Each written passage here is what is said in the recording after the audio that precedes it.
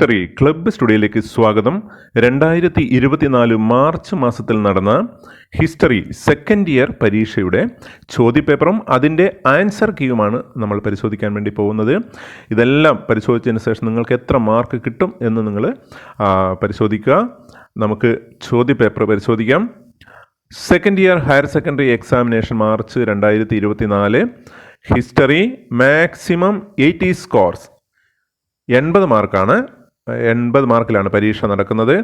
മാപ്പ് accompanied, കൂടെ ഒരു മാപ്പും കൂടി ഉണ്ടാവും. ആ മാപ്പ് ഈ ക്വസ്റ്റ്യൻ പേപ്പറിൽ നിന്ന് വേർപെടുത്തി അതിൽ അടയാളപ്പെടുത്തി ഉത്തരക്കടലാസിൻ്റെ കൂടെ കെട്ടിവെക്കേണ്ടതാണ്. ടൈം 2.5 മണിക്കൂറാണ്. അതുപോലെ തന്നെ cool off time 15 minutes, 15 minute cool off time കൂടി നമുക്ക് നൽകും. 2.5 മണിക്കൂർ പരീക്ഷ എഴുതാനുള്ളതാണ്. 15 മിനിറ്റ് ചോദ്യങ്ങൾ വായിച്ച് മനസ്സിലാക്കാനുള്ളതാണ്. നമുക്ക് ഇനി ചോദ്യങ്ങൾ പരിശോധിക്കാം. ഒന്നാമത്തെ ചോദ്യം നിങ്ങൾ നോക്കുക. മാച്ച് ദ ഫോളോയിങ് ആണ്. Match column A with appropriate item from column B. നമുക്ക് ഒന്നാമത്തെ കോളം പരിശോധിക്കാം. റാണി ലക്ഷ്മിബായി, കൺവർ സിംഗ്, ബഹദൂർ ഷാ, നാനാ സാഹിബ്. ബി കോളത്തിൽ ഡൽഹി, കാൺപൂർ, ഝാൻസി, അറ. നമുക്കറിയാം 1857 വിപ്ലവവുമായി ബന്ധപ്പെട്ടിട്ടുള്ള നേതാക്കന്മാരാണ്. അവരുടെ പ്രധാനപ്പെട്ട സ്ഥലവുമാണ് നമ്മൾ മാച്ച് ചെയ്യേണ്ടത്. നമുക്ക് നോക്കാം. റാണി ലക്ഷ്മിബായി ഝാൻസി റാണി എന്ന് തന്നെയാണ് അറിയുന്നത്. അതുകൊണ്ട് നമുക്ക് വളരെ ഈസിയാണ്. കൺവർ സിംഗ് അറ, അദ്ദേഹത്തിൻ്റെ സ്ഥലം എന്ന് പറയുന്നത് ബീഹാറിലെ അറയാണ്. ബഹദൂർ ഷാ ഡൽഹിയാണ്. നാനാ സാഹിബ് കാൺപൂരാണ് അദ്ദേഹത്തിൻ്റെ പ്രധാനപ്പെട്ട സ്ഥലം. നമുക്കിനി അടുത്ത ചോദ്യത്തിലേക്ക് കടക്കാം. Answer any 4 questions from 2 to 7 each carries 1 score. നമ്മൾ 2 മുതൽ 7 വരെ ഉള്ളവയിൽ നിന്ന് ഏതെങ്കിലും 4 ചോദ്യങ്ങൾക്ക് ഉത്തരം എഴുതിയാൽ മതി. പക്ഷേ ഇത് ഒബ്ജക്റ്റീവാണ്. കേവലം നമ്മൾ ആൻസർ കണ്ടെത്തി വെറുതെ എഴുതിയാൽ മതി. മറ്റ് സമയമൊന്നും നഷ്ടമില്ല. അതുകൊണ്ട് നിങ്ങൾക്ക് എല്ലാ ചോദ്യത്തിൻ്റെയും ഉത്തരം എഴുതാം. അതിന് കുഴപ്പമൊന്നുമില്ല. കാരണം നമുക്ക് സമയം നഷ്ടമില്ലല്ലോ. അതുകൊണ്ട് എഴുതി വെക്കാം. അഥവാ ഏതെങ്കിലും ഒന്ന് തെറ്റിപ്പോയാലും മറ്റത് പരിഗണിക്കാൻ സാധ്യതയുണ്ട്. ഇനി നമുക്ക് രണ്ടാമത്തെ ചോദ്യം പരിശോധിക്കാം. Who was the founder of the Khalsa Panth? Khalsa പാന്തിൻ്റെ സ്ഥാപകനാര് എന്നാണ് നമ്മോട് ചോദിക്കുന്നത്. നമുക്ക് നോക്കാം.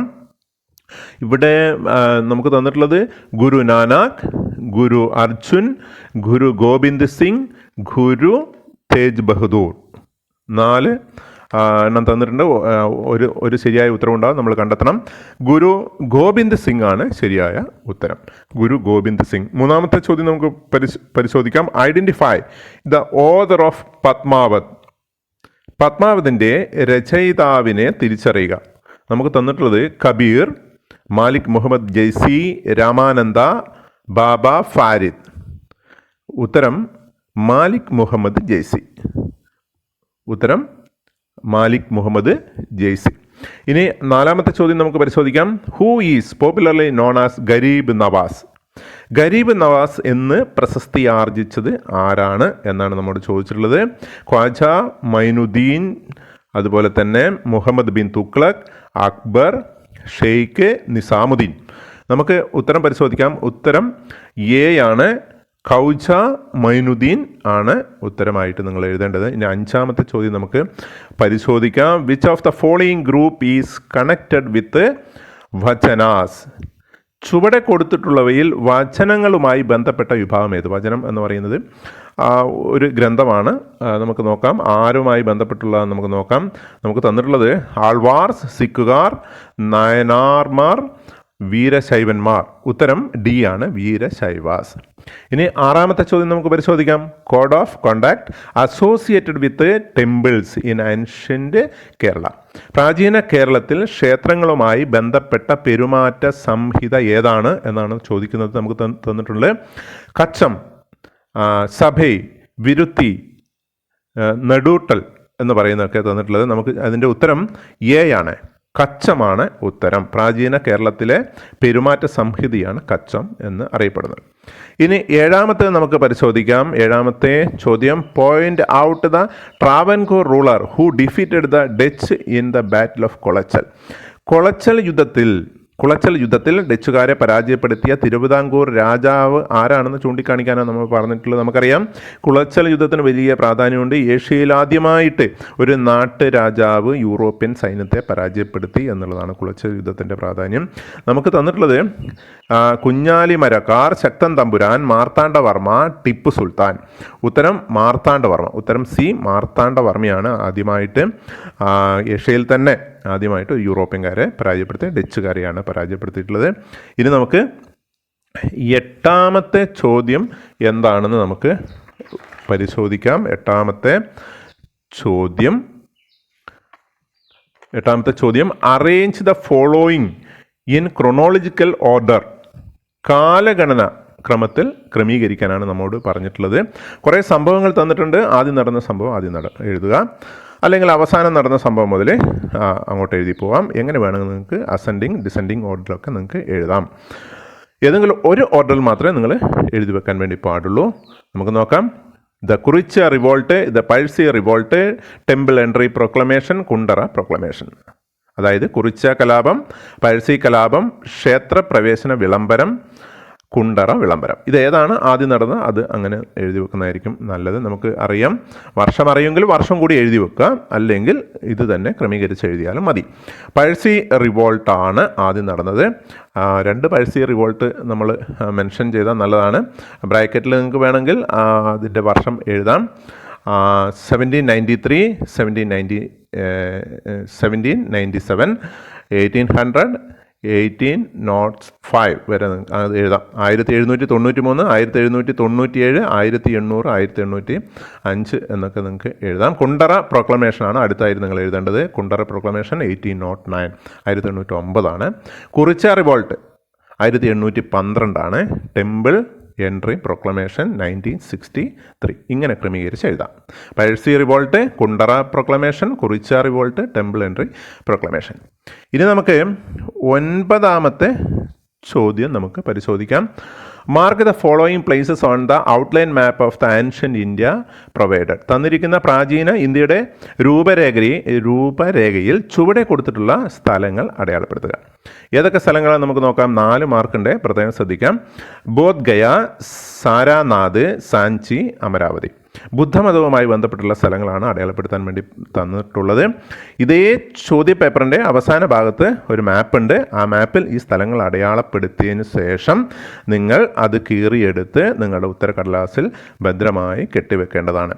ഇതിവിടെ ബോധ്-ഗയ, സാരാനാഥ്, സാഞ്ചി, അമരാവതി ഇതൊക്കെ രേഖപ്പെടുത്തി അവതരിപ്പിക്കുന്ന ഒരു വീഡിയോ നമ്മുടെ ഹിസ്റ്ററി ക്ലബ്ബ് സ്റ്റുഡിയോയിൽ തന്നെയുണ്ട്. അതിൻ്റെ ലിങ്ക് ഞാൻ താഴെ കൊടുക്കാം. നിങ്ങളത് നോക്കി ഈ സ്ഥലങ്ങൾ കണ്ടുപിടിച്ചാൽ മതി. ഇനി അടുത്ത ചോദ്യത്തിലേക്ക് പോവാം. 10 മുതൽ 18 വരെയുള്ളവയിൽ ഏതെങ്കിലും 8 ചോദ്യങ്ങൾക്ക് ഉത്തരം എഴുതുക. 2 സ്കോർ വീതം. 2 സ്കോറിൻ്റെ ചോദ്യങ്ങളാണ് തന്നിട്ടുള്ളത്. 1, 2, 3 വാക്കിൽ ഉത്തരം എഴുതേണ്ടത് മാത്രമേ ഉള്ളൂ. ഒരുപാട് വിവരിക്കേണ്ട ആവശ്യമില്ല. നമുക്കിനി 10ാമത്തെ ചോദ്യം നമുക്ക് പരിശോധിക്കാം. 10ാമത്തെ ചോദ്യം, വൈ വെയർ സ്തൂപാസ് ബിൽഡ്? സ്തൂപങ്ങൾ നിർമ്മിച്ചത് എന്തിനാണ് എന്നാണ് നമ്മോട് ചോദിച്ചിട്ടുള്ളത്. 10ാമത്തെ ചോദ്യമാണ്. അപ്പോൾ സ്തൂപങ്ങൾ എന്തിനാണ് നിർമ്മിച്ചത്, അല്ലെങ്കിൽ സ്തൂപങ്ങൾ എന്താണ് എന്നാണ് നിങ്ങൾ എഴുതേണ്ടത്. നമുക്ക് നോക്കാം എന്തൊക്കെ എഴുതാം. അതിൽ 1, 2 പോയിന്റ്, 2 പോയിന്റ് മാത്രമേ നിങ്ങൾ എഴുതേണ്ടതുള്ളൂ. അതിൽ കൂടുതൽ പോയിന്റുകൾ നമുക്ക് പരിശോധിക്കാം. Stupas are mound where the relics of Buddha like Buddha's bodily remains objects used by him were buried. സ്തൂപങ്ങൾ എന്ന് പറയുന്ന ഒരു കുന്നാണ്, ഒരു മൗണ്ടാണ്. അവിടെയാണ് ബുദ്ധൻ്റെ അവശിഷ്ടങ്ങൾ സൂക്ഷിച്ചിട്ടുള്ളത്. അത് ചിലപ്പോൾ ബുദ്ധൻ്റെ മൃതദേഹത്തിൻ്റെ അവശിഷ്ടങ്ങളായിരിക്കാം, അതുപോലെ തന്നെ അദ്ദേഹം ഉപയോഗിച്ച എന്തെങ്കിലും വസ്തുക്കളായിരിക്കാം. According to the Buddhist text Ashokavadana, Ashoka distributed the relics of Buddha to every important town and ordered to construct stupas over them. Ashokavadana എന്ന് പറയുന്ന ബുദ്ധ മതഗ്രന്ഥത്തിൽ പറയുന്നത് അശോകൻ ബുദ്ധനുമായി ബന്ധപ്പെട്ടുള്ള വസ്തുക്കൾ എല്ലാ നഗരങ്ങളിലേക്കും വിതരണം ചെയ്യുകയും അവിടെ സ്തൂപങ്ങൾ സ്ഥാപിക്കാൻ ആവശ്യപ്പെട്ടു എന്നുള്ളതാണ്. അപ്പോൾ റിലിക്സ് റിഗാർഡഡ് ആസ് സാക്രഡ്. ഇങ്ങനെയുള്ള ഈ വസ്തുക്കൾ അല്ലെങ്കിൽ സ്തൂപം വളരെ വിശുദ്ധമായി അല്ലെങ്കിൽ പരിശുദ്ധമായ സ്ഥലമായിട്ടാണ് കരുതുന്നത്. ഇനി നമുക്ക് 11ാമത്തെ ചോദ്യം പരിശോധിക്കാം. ഡിഫൈൻ സിയാറത്ത് ആൻഡ് ക്വാവാലി. സിയാറത്തും ഖവാലിയും നിർവചിക്കുക. എന്താണ് സിയാറത്ത്, എന്താണ് ഖവാലി എന്നാണ് നമ്മൾ എഴുതേണ്ടത്. 11ാമത്തെ ചോദ്യമാണ്. നമുക്ക് എന്താണ് സിയാറത്ത് എന്ന് നമുക്ക് നോക്കാം. Ziyarat pilgrimage to the tomb shrine of Sufi guru. സൂഫി ഗുരുവിൻ്റെ ടോംബ്, അതായത് അദ്ദേഹം മരിച്ചതിന് ശേഷം അടക്കിയിട്ടുള്ള ടോംബിലേക്ക് പോകുന്ന പിൽഗ്രിമേജാണ്, തീർത്ഥാടനമാണ് ഈ സിയാറത്ത് എന്ന് പറയുന്നത്. Qawwali performance of music during സിയാറത്ത്.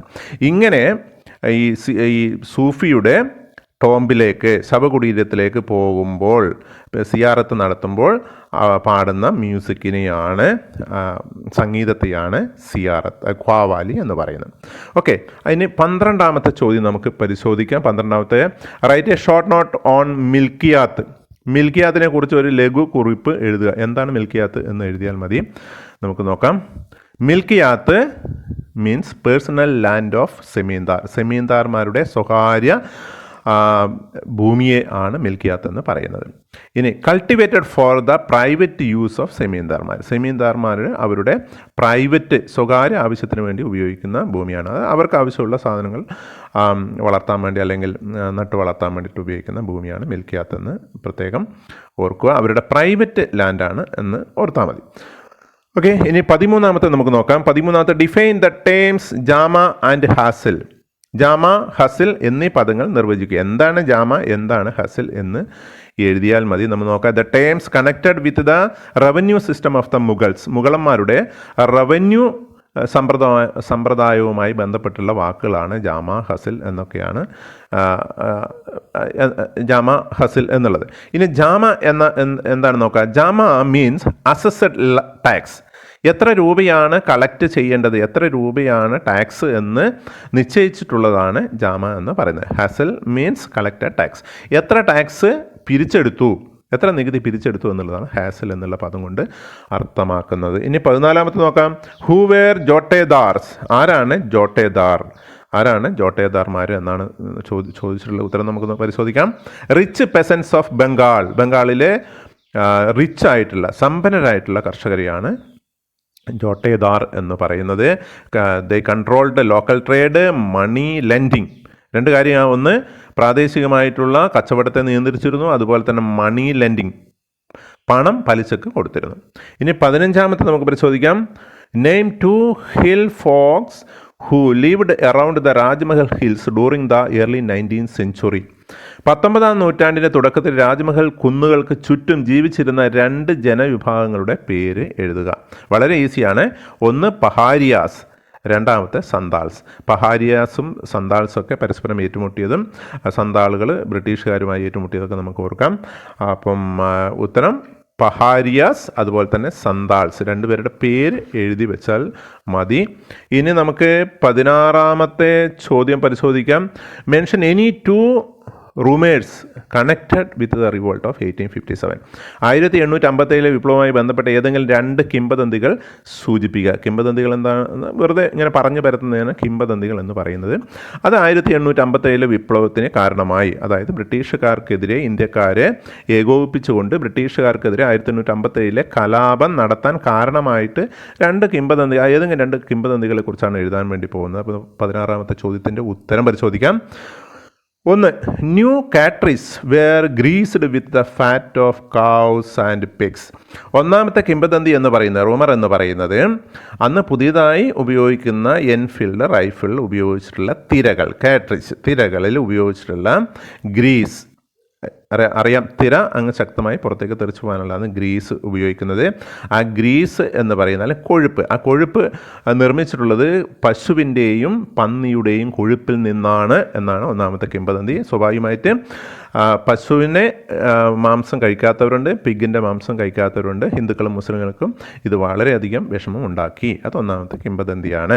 ഇനി രണ്ടാമത്തെ എന്ന് പറയുന്നത് നമുക്ക് നോക്കാം. The British mixed the bone dust of cows and pigs into the atta sold in the market. ബ്രിട്ടീഷുകാർ മനഃപൂർവ്വം പശുവിൻ്റെയും പന്നിയുടെയും അസ്ഥികൾ പൊടിച്ച്, എല്ലുകളും പൊടിച്ച് അത് ആട്ടയിൽ മിക്സ് ചെയ്തിട്ട് മാർക്കറ്റിൽ വിൽക്കുന്നുണ്ട്. അത് ഇവരുടെ മതത്തെ അപകടത്തിൽപ്പെടുത്താനാണ്, അവരുടെ മതം നഷ്ടപ്പെടാതെ മതത്തിൻ്റെ ആശയങ്ങൾക്ക് എതിരായിട്ട് ആണ് ബ്രിട്ടീഷുകാർ അങ്ങനെ ചെയ്യുന്നത്. ഇവരെ മതം മാറ്റാനാണ് എന്നുള്ള ഒരു ചിന്ത ഇന്ത്യക്കാർക്ക് വന്നു. ഇനി അടുത്ത നോക്കാം.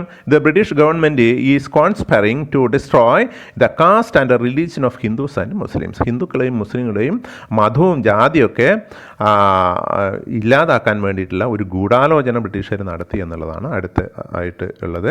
ഇനി മറ്റൊരു കിംവദന്തി നോക്കാം.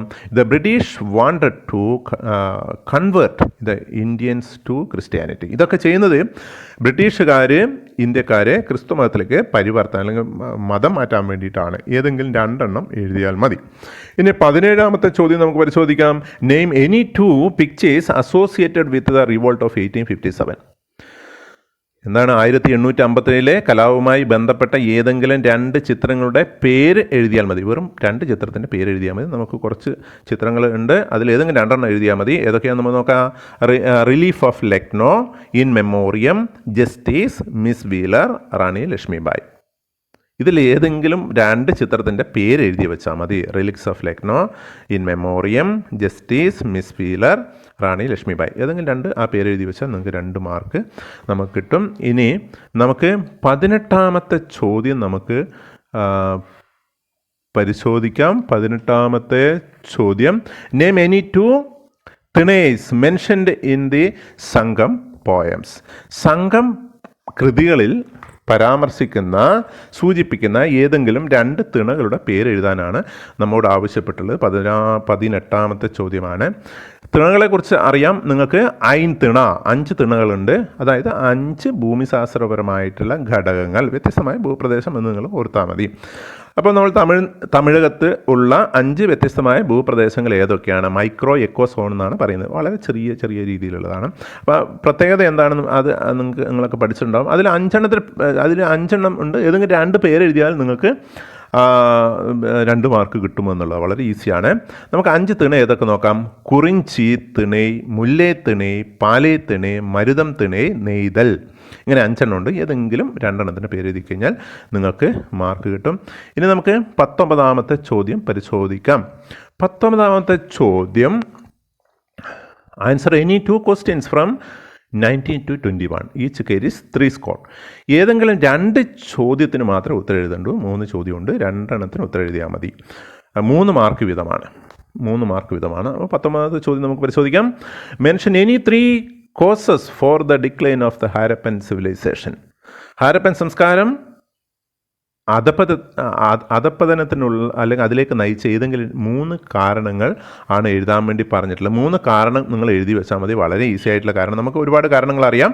അതിൽ ഒരു 3 കാരണങ്ങൾ നിങ്ങൾ എഴുതാം. 1 ഡീഫോറസ്റ്റേഷൻ, വനനശീകരണമാണ്.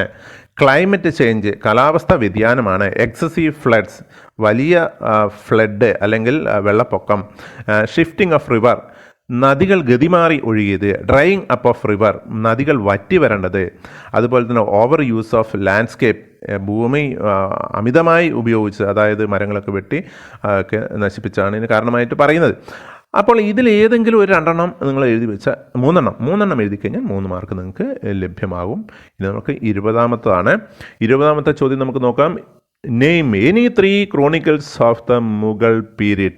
മുഗൾ കാലഘട്ടത്തിലെ ഏതെങ്കിലും 3 ദിനവൃത്താന്തങ്ങളുടെ പേര് എഴുതുക. അതായത് മുഗൾ കോർട്ടിൽ തന്നെ, മുഗൾ രാജധാനിയിൽ തന്നെ ഓരോ ദിവസം നടക്കുന്ന സംഭവങ്ങൾ കൃത്യമായി രേഖപ്പെടുത്തിയിട്ടുണ്ട്. അപ്പം അതെന്താണെന്നാണ് അതാണ് മുഗൾ ക്രോണിക്കിൾസ് എന്ന് പറയുന്നത്. നമുക്ക് ഏതൊക്കെയാണ്? ഒരു 3 ക്രോണിക്കിൾസ്, 3 ക്രോണിക്കിൾസിൻ്റെ പേരാണ് നമുക്ക് എഴുതാൻ പറഞ്ഞിട്ടുള്ളത്. ഒരു 4 പേര് നമുക്കറിയാം. അതിലേതെങ്കിലും 3 എഴുതി വെച്ചാൽ മതി. അക്ബർനാമ, ബാദുഷാ നാമ, അലാംഗീർ നാമ, ഹുമയൂൺ നാമ.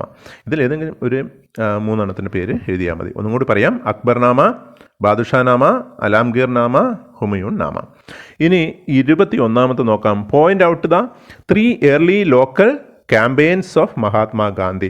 മഹാത്മാഗാന്ധിയുടെ ആദ്യകാല 3 പ്രാദേശിക സമരങ്ങൾ ഏതൊക്കെ ആണെന്നാണ് ചോദിക്കുന്നത്. നമ്മളിത് വളരെ ഈസി ആയിട്ട് പറഞ്ഞിട്ടുണ്ട്. ഇയർലി സ്ട്രഗിൾ എന്ന് പറഞ്ഞിട്ട് നമ്മൾ പഠിച്ചിട്ടുണ്ട്. ഗാന്ധിജിയുടെ ആദ്യകാല സമരങ്ങൾ 3 പേര് എഴുതി വെച്ചാൽ മതി. Champaran Satyagraha, Kheda Satyagraha, Ahmedabad mill strike. ഒന്നും കൂടി പറയാം. Champaran Satyagraha, Kheda Satyagraha, Ahmedabad mill strike, Ahmedabad mill സമരം. ഈ 3 പേര് നിങ്ങൾ എഴുതുക. ഇനി അടുത്ത ചോദ്യം നമുക്ക് പരിശോധിക്കാം. Answer any 4 questions. Answer any 4 questions from 22 to 26. Each carries 4 scores. 22 മുതൽ 26 വരെയുള്ളവയിൽ ഏതെങ്കിലും 4 ചോദ്യങ്ങൾക്ക് ഉത്തരം എഴുതാൻ ആവശ്യപ്പെട്ടിട്ടുണ്ട്. 4 സ്കോർ, 4 സ്കോർ വീതമായിരിക്കും തന്നിട്ടുണ്ടാവുക. 16 മാർക്ക്, 4 × 4 16 മാർക്കാണ് ഇതിൻ്റെ അകത്തുള്ളത്. വളരെ ശ്രദ്ധാപൂർവ്വം എഴുതേണ്ടതാണ്. നമുക്ക് 22ാമത്തെ ചോദ്യം നമുക്ക് പരിശോധിക്കാം. What are the limitations of inscriptional evidences? ലിഖിത തെളിവുകളുടെ പരിമിതികൾ എന്തെല്ലാം? നമ്മളിത് പഠിച്ചിട്ടുണ്ട്. ലിഖിതങ്ങൾ നിങ്ങൾക്കറിയാം, ഒരു ഹാർഡ് സർഫേസിൽ, അതായത് ഒരു ഉറച്ച പ്രതലത്തിൽ കോറി ഉണ്ടാക്കുന്നതാണ് ലിഖിതങ്ങൾ എന്ന് പറയുന്നത്. അപ്പോൾ അത് ഒരു 1000, 1500, 2000 വർഷം കഴിയുമ്പോൾ അതിന് ചില പോരായ്മകളൊക്കെ വരും. നമുക്ക് വായിച്ച് മനസ്സിലാക്കാനുള്ള ബുദ്ധിമുട്ടുണ്ട്. അത് എന്തൊക്കെയാണെന്നാണ് നിങ്ങൾ എഴുതി വെക്കേണ്ടത്. അപ്പോൾ ലിഖിത തെളിവുകളുടെ പരിമിതികൾ. അപ്പോൾ അതെന്തൊക്കെ പരിമിതികൾ എന്ന് നോക്കാം. 22ാമത്തെ ചോദ്യത്തിൻ്റെ ഉത്തരം നോക്കാം. ടെക്നിക്കൽ ലിമിറ്റേഷൻസ്, ചില സാങ്കേതികമായിട്ടുള്ള ചില പരിമിതികളുണ്ട്. ഏതൊക്കെ നോക്കാം. Letters are very faintly engraved. ചിലപ്പോൾ ഫെയിൻറ്റ്ലി ഇത് മാഞ്ഞു പോയിട്ടുണ്ടാകും, എഴുതിയത് വളരെ മാഞ്ഞു പോകാൻ സാധ്യതയുണ്ട്, അതുകൊണ്ട് വായിച്ചെടുക്കാൻ ബുദ്ധിമുട്ടാണ്. Inscriptions may be damaged or letter missing. ഈ ലിഖിതങ്ങൾ ചിലപ്പോൾ ഡാമേജ് ആയിട്ടുണ്ടാകും, കേടുപാടുകൾ സംഭവിച്ചിട്ടുണ്ടാവും. ലെറ്റേഴ്സ് മിസ്സിങ്, അതിൻ്റെ ഇടയ്ക്ക് എഴുതിയിട്ടുള്ള ലെറ്ററുകൾ, അക്ഷരങ്ങൾ ചിലപ്പോൾ നഷ്ടപ്പെട്ടിട്ടുണ്ടാകും. അത് കല്ലിൻ്റെ മുകളിൽ എഴുതിയിട്ട് കല്ല് പൊട്ടുകയോ ഒക്കെ ചെയ്യുന്നത് അങ്ങനെ സംഭവിക്കാം. It is not sure about the exact meaning of the words used in inscription. ഈ ലിഖിതങ്ങളിൽ ഉപയോഗിച്ചിട്ടുള്ള ചില വാക്കിൻ്റെ യഥാർത്ഥ അർത്ഥം എന്താണെന്ന് ചിലപ്പോൾ നമുക്കറിയില്ല. അത് അന്ന് കാലത്ത് ഉപയോഗിക്കുന്ന വാക്കുകളായിരിക്കും. ഇന്ന് നമുക്കത് പ്രചാരത്തിലില്ലാത്തതുകൊണ്ട് നമുക്കറിയില്ല ആ വാക്കിൻ്റെ അർത്ഥം എന്താ, അത് എന്ത് അവസരത്തിലായിരുന്നതെന്ന് മനസ്സിലാവില്ല. Several thousand inscriptions have been discovered, but all of them were not deciphered. അങ്ങനെ ആയിരക്കണക്കിന് ഇങ്ങനെയുള്ള ലിഖിതങ്ങൾ കണ്ടുകിട്ടിയിട്ടുണ്ടെങ്കിലും എല്ലാം ഒന്നും ഡെസിഫർ ചെയ്തിട്ടില്ല, അതായത് വായിച്ച് നമ്മൾ എടുത്തിട്ടില്ല, അത് പബ്ലിഷും ചെയ്തിട്ടുണ്ടാവില്ല. അതുകൊണ്ട് നമുക്ക് ലഭ്യമാവില്ലല്ലോ. The events that are considering as politically or economically significant in present day may not be recorded in the inscription. ഇതിൻ്റെ ഈ ഇൻസ്ക്രിപ്ഷനിലൊക്കെ പറയുന്നത് പൊളിറ്റിക്കലി ഓർ എക്കണോമിക്കലി സിഗ്നിഫിക്കൻ്റ് ആയിട്ടുള്ള കാര്യങ്ങളൊക്കെ ആയിരിക്കും അതുപോലെ ഈ ഇൻസ്ക്രിപ്ഷനിലൊക്കെ പറയുന്നത്. Not mention in daily life of the people. സാധാരണക്കാരുടെ ജീവിതത്തെക്കുറിച്ചൊന്നും ഈ ഇൻസ്ക്രിപ്ഷനിലൊന്നും കിട്ടാറില്ല. ഇതിലേതെങ്കിലും ലിമിറ്റേഷൻസ് ആണ് നിങ്ങൾ 4 പോയിൻ്റായിട്ട് എഴുതേണ്ടത്. ഇനി നമുക്ക് 23ാമത്തെ നമുക്ക് പരിശോധിക്കാം. Explain the ideal occupations of 4 varnas mentioned in Dharmashastras. ധർമ്മശാസ്ത്രങ്ങളിൽ സൂചിപ്പിക്കുന്ന 4 വർണ്ണങ്ങളുടെ മാതൃകാ തൊഴിലുകളെ വിശദീകരിക്കുക. വളരെ ഈസി ആയിട്ടുള്ളതാണ്. നമുക്ക് 4 വർണ്ണങ്ങൾ ഏതാണ് നമ്മൾ എഴുതുക, അതിൻ്റെ ഒക്യുപ്പേഷൻ മാത്രം, അതിൻ്റെ തൊഴിൽ മാത്രമേ നമ്മൾ എഴുതേണ്ടതുള്ളൂ. Brahmans were suppose to study ഒന്നാമത്തെ ബ്രാഹ്മൺ, ക്ഷത്രിയ, വൈശ്യ, ശൂദ്ര നിങ്ങൾ എഴുതി വെക്കാം. ബ്രാഹ്മൺ, ക്ഷത്രിയ, വൈശ്യ, ശൂദ്ര. അത് ബ്രാഹ്മണൻ അല്ലേ. ബ്രാഹ്മണന്മാരെന്താ ചെയ്യേണ്ടത് നോക്കാം. Brahmanas were supposed to study and teach the Vedas. വേദം പഠിക്കുക, അതുപോലെ തന്നെ പഠിപ്പിക്കുക. പെർഫോം സാക്രിഫൈസ്, യാഗങ്ങൾ നടത്തുക. And get sacrifices performed. അതുപോലെ തന്നെ ഗീവ് ആൻഡ് റിസീവ് ഗിഫ്റ്റ്, അവർക്ക് ഗിഫ്റ്റും കൂടി വാങ്ങാം. ഗിഫ്റ്റ് എന്ന് പറഞ്ഞാൽ സമ്മാനങ്ങൾ അവർക്ക് ലഭിക്കും അല്ലെങ്കിൽ സ്വീകരിക്കാം. ഇനി Kshatriyas were to engage in warfare. ക്ഷത്രിയന്മാർ യുദ്ധത്തിലേർപ്പെടും. പ്രൊട്ടക്റ്റ് പീപ്പിൾ, ജനങ്ങളെ സംരക്ഷിക്കണം. ആൻഡ് അഡ്മിനിസ്റ്റർ ജസ്റ്റിസ്, അവർ നീതിന്യായം കൈകാര്യം ചെയ്യും. സ്റ്റഡി ദ വേദാസ്, വേദങ്ങൾ പഠിക്കണം. Get sacrifices performed and make gift. ഈ യാഗങ്ങൾ അവരാണ് സംഘടിപ്പിക്കേണ്ടത്. മേക്കിംഗ് ഗിഫ്റ്റ്, അവർ ഈ സമ്മാനങ്ങൾ കൊടുക്കണം. The Vaishyas were expected to give gift. വൈശ്യന്മാർ ഗിഫ്റ്റ് അല്ലെങ്കിൽ സമ്മാനങ്ങൾ ബ്രാഹ്മണന്മാർക്കൊക്കെ കൊടുക്കണം. ഗെറ്റ് സാക്രിഫൈസസ്, യാഗങ്ങൾ സംഘടിപ്പിക്കണം. പെർഫോംഡ് ആൻഡ് സ്റ്റഡി വേദാസ്, വേദങ്ങൾ പഠിക്കണം. In addition to engage in agriculture, കൃഷി ചെയ്യണം. പാസ്റ്റലിസം, കന്നുകാലികൾ മേയ്ക്കണം. അതുപോലെ തന്നെ കച്ചവടം. ഇതൊക്കെയാണ് വൈശ്യന്മാരുടെ തൊഴിൽ. ഇനി last fourth one, Shudras were assigned only one occupation serving the 3 higher varnas. 4 ഉയർന്ന വർണ്ണങ്ങൾക്ക് വേണ്ടി ജോലി ചെയ്യേണ്ടവരാണ് ശൂദ്രന്മാർ എന്നാണ് പറയുന്നത്. അപ്പം ചാതുർവർണ്ണത്തെക്കുറിച്ച് എഴുതുക, അവരുടെ ഒക്യുപ്പേഷനും കൂടി നിങ്ങൾ എഴുതുക. ഇനി 24ാമത്തെ ചോദ്യം നമുക്ക് പരിശോധിക്കാം. Describe Amaranayaka system existed in Vijayanagara empire. Vijayanagara സാമ്രാജ്യത്തിൽ നിലനിന്നിരുന്ന അമരനായക സമ്പ്രദായത്തെക്കുറിച്ച് വിവരിക്കുക.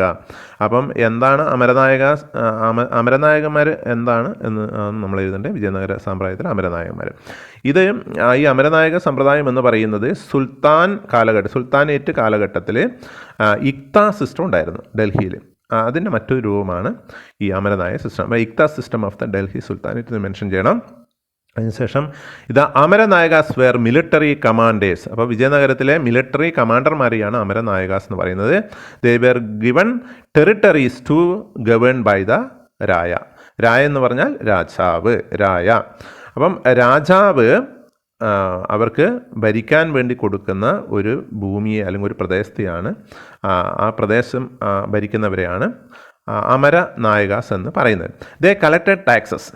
അവർ അവിടെ നിന്ന് നികുതി പിരിക്കും. And other dues on behalf of the state. സ്റ്റേറ്റിന് വേണ്ടി, രാജ്യത്തിന് വേണ്ടിയിട്ടാണ് നികുതി പിരിക്കും. അദ്ദേഹം അതിൽ നിന്നൊരു വിഹിതം എടുക്കും, ബാക്കി രാജാവിന് നൽകും. Maintain army. അവർക്ക് ഒരു ആർമിയെ നിലനിർത്തേണ്ടതുണ്ട്, സൈന്യത്തെ നിലനിർത്തണം. മേജർ പൊളിറ്റിക്കൽ ഇന്നോവേഷൻ എന്നൊക്കെ പറയാം നമുക്ക്. പ്രധാനപ്പെട്ട ഒരു രാഷ്ട്രീയ വ്യവസ്ഥയാണ് അവിടെ നിലനിന്നത്. ഇപ്പോൾ ചുരുക്കി പറഞ്ഞാൽ ഈ അമരനായകന്മാരാണ് രാജാവിന് ആവശ്യമുള്ള നികുതി പിരിച്ചു കൊടുക്കുന്നത്, അതുപോലെ തന്നെ സൈന്യത്തെ നിലനിർത്തുന്നത്. എന്തെങ്കിലും ആവശ്യം വന്നാൽ സൈന്യത്തെ വിളിക്കും, എല്ലാ അമരനായകന്മാരും അപ്പോൾ എത്തിച്ചേരും. ഇതൊക്കെ നിങ്ങൾ പഠിച്ചിട്ടുണ്ടാകും. അതുപോലെ തന്നെ maintains work of temples, irrigation work, അതായത് ജലമൊക്കെ എത്തിക്കാനുള്ള മാർഗങ്ങൾ, വർക്കുകളൊക്കെ ചെയ്യണം. അതുപോലെ തന്നെ ടെമ്പിൾസ്, ക്ഷേത്രങ്ങളൊക്കെ നിർമ്മിക്കേണ്ടത് ഈ അമരനായകന്മാരായിരിക്കും. Send tribute to the king. രാജാവിന് കപ്പം കൊടുക്കണം, അതായത് കൃത്യമായിട്ടുള്ള അളവിൽ പണമോ അല്ലെങ്കിൽ സമ്പത്തോ അല്ലെങ്കിൽ സ്വർണമോ ഒക്കെ കൊടുക്കണം. അതാണ് ട്രിബ്യൂട്ട് ടു ദ കിങ്. ഇനി 25ാമത്തെ ചോദ്യം നമുക്ക് പരിശോധിക്കാം. 25ാമത്തെ ചോദ്യം, why did the taluqdars of Awadh revolt against the British. അവധിലെ താലൂക്ക്ദാർമാർ ബ്രിട്ടീഷുകാർക്കെതിരെ കലാപം നടത്താൻ കാരണം എന്താണ് എന്നാണ് നമ്മോട് ചോദിച്ചിട്ടുള്ളത്. 25ാമത്തെ ചോദ്യത്തിൻ്റെ ഉത്തരം നമുക്ക് പരിശോധിക്കാം. Taluqdars were the zamindars who enjoyed life next to the rulers. അപ്പം ഇവർ ഈ താലൂക്ക്ദാർ എന്ന് പറയുന്നത് സെമീൻദാർമാരാണ്.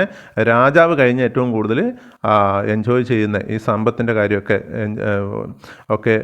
ഉപയോഗിക്കുന്ന ഈ താലൂക്ക്ദാർമാരാണ്, സെമീൻദാർമാരാണ്. With the coming of the British taluqdars lose their power and prestige. അപ്പം ഈ ബ്രിട്ടീഷുകാർ വന്നതോടുകൂടി ഈ താലൂക്ക്ദാർമാർക്കുണ്ടായിട്ടുള്ള അധികാരവും അവകാശവും ഒക്കെ അവർക്ക് നഷ്ടപ്പെട്ടു. ആഫ്റ്റർ അനക്സേഷൻ ദേ വർ ഡിസാമഡ്. അപ്പം ഈ ബ്രിട്ടീഷുകാർ ഈ പ്രദേശങ്ങൾ ഇന്ത്യ പിടിച്ചെടുത്തോടുകൂടി ഈ താലൂക്ക്ദാർമാർക്ക് അവരുടെ അവകാശങ്ങളൊക്കെ നഷ്ടപ്പെട്ടു. അവരുടെ സൈന്യത്തെ അവർ പിരിച്ചുവിട്ടു എന്ന് നമ്മൾ ഓർക്കണം. അവരുടെ സൈന്യമൊന്നും അവർക്കില്ല. Their forts were destroyed. അവർക്ക് സ്വന്തമായി ഫോർട്ട് ഉണ്ടായിരുന്നു, അതായത് കോട്ടകളുണ്ടായിരുന്നു. ആ കോട്ടകളൊക്കെ നശിപ്പിച്ചു. പ്രത്യേകിച്ചും 1857 സമ്മറി സെറ്റിൽമെൻറ്റ് അതും കൂടി നമ്മൾ മെൻഷൻ ചെയ്യേണ്ടതാണ്.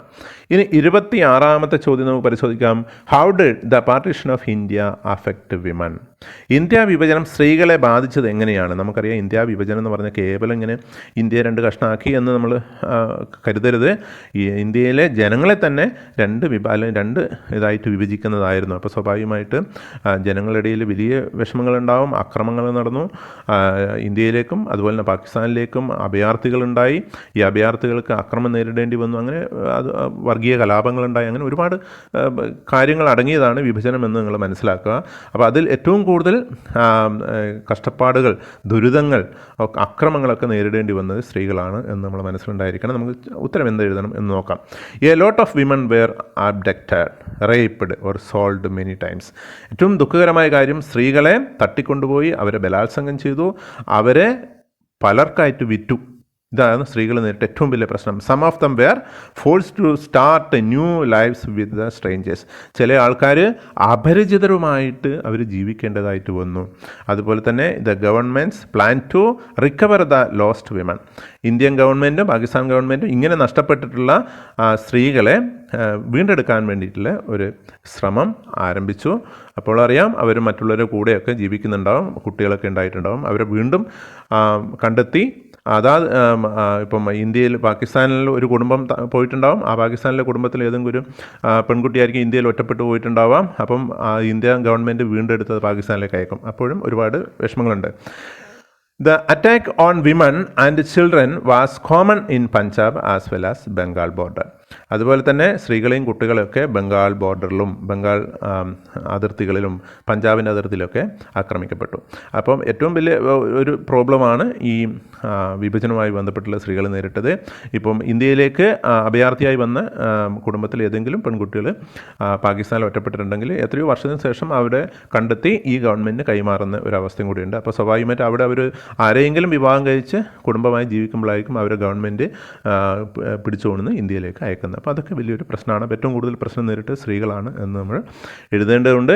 27ാമത്തെ ചോദ്യം നോക്കാം. Answer any 2 questions from 27 to 29. Each carries 5 score. അതായത് 2 ചോദ്യത്തിന് ഉത്തരം എഴുതിയാൽ മതി, 5 മാർക്ക് വീതം. അതായത് 2 × 5 10 മാർക്കാണ് ഈ വിഭാഗത്തിലുള്ളത്. 27ാമത്തെ ചോദ്യം. How did the Harappan people procure raw materials for craft production? Harappan ജനത കരകൗശല ഉൽപ്പാദനത്തിന് ആവശ്യമായ അസംസ്കൃത വസ്തുക്കൾ കരസ്ഥമാക്കിയിരുന്നത് എങ്ങനെ? അതായത് കരകൗശല വസ്തുക്കൾ, വള, മാല, അങ്ങനെയൊക്കെ ഉണ്ടാക്കുമല്ലോ, അതിന് ആവശ്യമുള്ള വസ്തുക്കൾ എവിടെ നിന്ന് കൊണ്ടുവന്നു എന്നാണ് നമ്മോട് ചോദിച്ചിട്ടുള്ളത്. നമുക്ക് ചോദ്യം നോക്കാം. അതിനുവേണ്ടി അവർ they established settlements where raw materials are available. എവിടെയാണോ ഈ വസ്തുക്കൾ കിട്ടുന്നത് അവിടെ അവർ അവരുടെ താമസ സ്ഥലം അവിടെ സെറ്റിൽ ചെയ്തു, അല്ലെങ്കിൽ അവിടെ അവർ താമസിച്ചു. അതുപോലെ തന്നെ കളക്റ്റഡ് ലോക്കലി അവൈലബിൾ മെറ്റീരിയൽസ്, പ്രാദേശികമായി കിട്ടുന്ന കളിമണ്ണ് പോലെയുള്ള വസ്തുക്കൾ ആ പ്രദേശത്ത് തന്നെ അവർ ശേഖരിച്ചു. Send expeditions to distant areas, വളരെ ദൂരത്തേക്ക് യാത്രകൾ സംഘടിപ്പിച്ചുകൊണ്ട് അവർ ഈ വസ്തുക്കൾ, ഉദാഹരണത്തിന് കോപ്പർ, ഗോൾഡ്, ആ വസ്തുക്കളൊക്കെ ശേഖരിച്ചു. കോണ്ടാക്ട് വിത്ത് അബ്രോഡ് ലാൻഡ്സ്, അതുപോലെ വിദേശത്തേക്ക് അവർ യാത്ര ചെയ്തു. കളക്റ്റഡ് കോപ്പർ ഫ്രം ഒമാനിൽ നിന്ന് കോപ്പർ, ചെമ്പ് കൊണ്ടുവന്നതായിട്ട് നമുക്ക് തെളിവ് ലഭിച്ചിട്ടുണ്ട്. അതുപോലെ തന്നെ large Harappan jar found from ഒമാനിൽ നിന്ന് വലിയൊരു ഹാരപ്പയുടെ ജാർ, ഹാരപ്പക്കാർ ഉപയോഗിക്കുന്ന ജാർ ഒമാനിൽ നിന്ന് കിട്ടിയിട്ടുണ്ട്. അപ്പം ഒമാനുമായിട്ട് ഹാരപ്പക്കാർക്ക് കച്ചവട ബന്ധമുണ്ടായിരുന്നു എന്ന് നമുക്ക് മനസ്സിലാക്കാം. അതുപോലെ തന്നെ ഈ മെസോപ്പൊട്ടോമിയൻ ടെക്സ്റ്റ് മെൻഷൻഡ് മഗാൻ, മെലൂഹ എന്നൊക്കെ പറയുന്ന പേരുകൾ മെൻഷൻ ചെയ്യുന്നത്. അപ്പോൾ മെസോപ്പൊട്ടോമിയിൽ നിന്ന് കണ്ടുകിട്ടുള്ള ഇൻസ്ക്രിപ്ഷനിൽ നിന്ന് ചില പേരുകൾ നമുക്ക് കണ്ടുകിട്ടിയിട്ടുണ്ട്. അതിൽ മഗാൻ, മെലൂഹ എന്നൊക്കെ പറയുന്നത്. മെലൂഹ എന്ന് പറഞ്ഞാൽ ഹാരപ്പൻ പ്രദേശത്തെയാണ് മെലൂഹ എന്ന് അന്ന് പറഞ്ഞിട്ടുള്ളത് എന്നാണ് നമ്മൾ മനസ്സിലാക്കുന്നത്. ഇനി 28ാമത്തെ ചോദ്യം നമുക്ക് പരിശോധിക്കാം. Why did Magadha become the first among the 16 mahajanapadas? 16 മഹാജനപദങ്ങളിൽ മഗധ ഒന്നാമതെത്താൻ കാരണമെന്ത് എന്നാണ് നമ്മോട് ചോദിക്കുന്നത്. വളരെ ഈസി ആയിട്ടുള്ള ചോദ്യമാണ്, നമുക്ക് മാർക്ക് സ്കോർ ചെയ്യാൻ വേണ്ടി കഴിയും. 28ാമത്തെ ഉത്തരം നമുക്ക് പരിശോധിക്കാം. Productive agriculture due to high fertility of the soil. അപ്പോൾ ഒന്നാമത്തെ പോയിന്റ് ചെയ്യുന്നത് ഫെർട്ടിലിറ്റി ഓഫ് സോയിൽ. നല്ല ഫലഭൂഷ്ടമായിട്ടുള്ള മണ്ണാണ് മഗധയിലുള്ളത്. അതായത് ഇന്നത്തെ ബംഗാൾ അല്ലെങ്കിൽ ബീഹാർ, ബംഗാൾ പ്രദേശത്തെയാണ് ഉദ്ദേശിക്കുന്നത്. നല്ല ഫലഭൂഷ്ടമായിട്ടുള്ള പ്രദേശമാണ്, അതുകൊണ്ട് കൃഷിക്ക് അനുയോജ്യമായിരുന്നു. രണ്ടാമത്തത് അവൈലബിലിറ്റി ഓഫ് അയൺ മൈൻസ്. ഇരുമ്പ് അയിര് അവിടെ സുലഭമായി ലഭിക്കുമായിരുന്നു. ഇരുമ്പ് ലഭിച്ചാൽ മാത്രമേ പണിയായുധങ്ങളും അതുപോലെ തന്നെ ആയുധങ്ങളും നിർമ്മിക്കാൻ വേണ്ടി കഴിയുള്ളൂ. അതവർക്ക് സാധിച്ചു. The availability of elephants in the forest of Magadha. മഗധയുടെ കാടുകളിൽ ധാരാളം ആനകളുണ്ടായിരുന്നു. ഈ ആനകളെ ഉപയോഗിച്ച് അവർ യുദ്ധത്തിന് ഉപയോഗിച്ചിരുന്നു. അപ്പോൾ അത് അവർ മറ്റുള്ളവരുടെ മുകളിൽ ഒരു ആധിപത്യം സ്ഥാപിക്കാൻ വേണ്ടി കഴിഞ്ഞു. അതായത് യുദ്ധത്തിന് ആനയെ ഉപയോഗിച്ച് കഴിഞ്ഞാൽ ആനയെ നേരിടുക പ്രയാസമാണ്. Cheap and convenient means of communication provide by Ganga and its tributaries. അതുപോലെ തന്നെ അവർക്ക് യാത്ര ചെയ്യാൻ വേണ്ടി ഗംഗാ നദി അവർ ഉപയോഗിച്ചു. അതിൻ്റെ കൈവഴിയിൽ കൂടി അവർക്ക് സുഗമമായി യാത്ര ചെയ്യാൻ വേണ്ടി കഴിഞ്ഞു. The strategic importance of the Capitals. അതുപോലെ തന്നെ തലസ്ഥാനം, അവരുടെ തലസ്ഥാനം നിലനിന്നത് വളരെ സ്ട്രാറ്റജിക് ആയിരുന്നു. ആദ്യമായിട്ട് രാജ്ഗർ ആയിരുന്നു തലസ്ഥാനം. അത് മലകളാൽ ചുറ്റപ്പെട്ട ഒരു സ്ഥലമായിരുന്നു. രണ്ടാമത് പാടലിപുത്രം, ഇന്നത്തെ പാറ്റ്നയിലേക്ക് മാറ്റി. അതാണെങ്കിൽ ഈ ഗംഗാ നദിയും അതിൻ്റെ ട്രിബ്യൂട്ടറീസും ആയിരുന്നു അതിൻ്റെ ചുറ്റും. അതുകൊണ്ട് എനിമീസിന്, അതായത് ശത്രുക്കൾക്ക് പെട്ടെന്ന് കടന്നു കയറാൻ വേണ്ടി സാധിക്കുന്ന ഒരു തലസ്ഥാനം ആയിരുന്നില്ല. അടുത്തത് ambitious rulers like Ajatashatru and Bimbisara. മറ്റൊരു പ്രധാനപ്പെട്ടതെന്ന് പറഞ്ഞാൽ അവിടെ ഭരിച്ചിരുന്ന രാജാക്കന്മാർ അതിപ്രഗത്ഭരായിട്ടുള്ള രാജാക്കന്മാരായിരുന്നു. ഉദാഹരണത്തിന് അജാതശത്രു, ബിംബിസാര, ഇവരൊക്കെയാണ് ഒരു മഗധ ഒരു സാമ്രാജ്യമാക്കി മാറ്റിയത്. ഏതെങ്കിലും ഒരു 5 പോയിൻ്റ് എഴുതുക. ഇനി നമുക്ക് 29 നോക്കാം. The Mughal rule contributed very much to the cultural plurality of India elucidate. ഇന്ത്യയുടെ സാംസ്കാരിക ബഹുസ്വരതയ്ക്ക് മുഗൾ ഭരണം വളരെയേറെ സംഭാവനകൾ നൽകിയിട്ടുണ്ട്. വിശദമാക്കുക. അതായത് ഇന്ത്യക്ക് ഇന്നത്തെ ഈ വ്യത്യസ്തമായിട്ടുള്ള ഒരു സംസ്കാരം, ബഹുസ്വരത അല്ലെ, വ്യത്യസ്തമായിട്ടുള്ള ഈ സംസ്കാരങ്ങളുടെ ഒരു സമന്വയം നമുക്ക് ഇന്ത്യയിൽ കാണാൻ വേണ്ടി സാധിക്കും. അത് ഈ മുഗളന്മാരുടെ സംഭാവനയാണ് എന്നാണ് നമ്മോട് പറയുന്നത്. അത് ശരിയാണോ എന്നാണ് നമ്മൾ പരിശോധിക്കുന്നത്. എന്തൊക്കെയാണ് എഴുതേണ്ടത്? ഏജ് ഓഫ് കൾച്ചറൽ സിന്തസിസ്, സംസ്കാരങ്ങളുടെ സമന്വയത്തിൻ്റെ കാലമാണ് ഈ മുഗളന്മാരുടെ കാലഘട്ടം എന്ന് പറയാം. ഇത് Indian culture tradition had synthesised with Turkish Iranian culture. Indian സംസ്കാരവും തുർക്കിഷ് ഇറാനിയൻ സംസ്കാരവുമായിട്ട് കൂടിച്ചേർന്ന് ഈ കാലഘട്ടത്തിലാണ്. This blend can be seen in architecture, paintings, language, literature, music, customs and manners. ഇങ്ങനെയുള്ള സാംസ്കാരിക സമന്വയം നമുക്ക് എവിടെയൊക്കെ കാണാൻ വേണ്ടി കഴിയും? ആർക്കിടെക്ചർ, വാസ്തുവിദ്യയിലെ, പെയിൻറ്റിങ്സ്, ചിത്രകലയിലെ, ലാംഗ്വേജ്, ഭാഷയിലെ, ലിറ്ററേച്ചർ, സാഹിത്യത്തിലെ, മ്യൂസിക്കൽ, സംഗീതത്തിലെ, കസ്റ്റംസ് ആൻഡ് മാനേഴ്സ്, ആചാര അനുഷ്ഠാനങ്ങളിലൊക്കെ ഈ സാംസ്കാരിക സമന്വയം നമുക്ക് കാണാൻ വേണ്ടി കഴിയും. The Mughal rulers build numerous forts, palaces, gates, mosque, baolis, gardens et cetera. അപ്പം ആഗ്രയിൽ പോയി കഴിഞ്ഞാൽ നമുക്ക് അല്ലെങ്കിൽ ഡൽഹിയിലും ആഗ്രയിലൊക്കെ നമുക്ക് കാണാം ധാരാളം ബിൽഡിങ്ങുകൾ, അതുപോലെ തന്നെ കോട്ടകൾ, കൊട്ടാരങ്ങൾ, ഗേറ്റുകൾ, ഇതൊക്കെ നമുക്ക് കാണാൻ വേണ്ടി ഇങ്ങനെയുള്ള ഇതിൻ്റെ ഈ സമന്വയം കാണാൻ വേണ്ടി കഴിയും. The regional architectural features can be seen in Mughal architecture. അപ്പം അതുപോലെ തന്നെ നമ്മളെ ഇന്ത്യയിലെ റീജിയണലായിട്ടുള്ള പ്രാദേശികമായിട്ടുള്ള വാസ്തുശില്പകലയും ഈ കൊട്ടാരങ്ങളിലും അല്ലെങ്കിൽ മുഗൾ ആർക്കിടെക്ചറിലും നമുക്ക് കാണാൻ വേണ്ടി കഴിയും. Persian influence can be seen in these palaces in the form of glazed blue tiles used for decoration.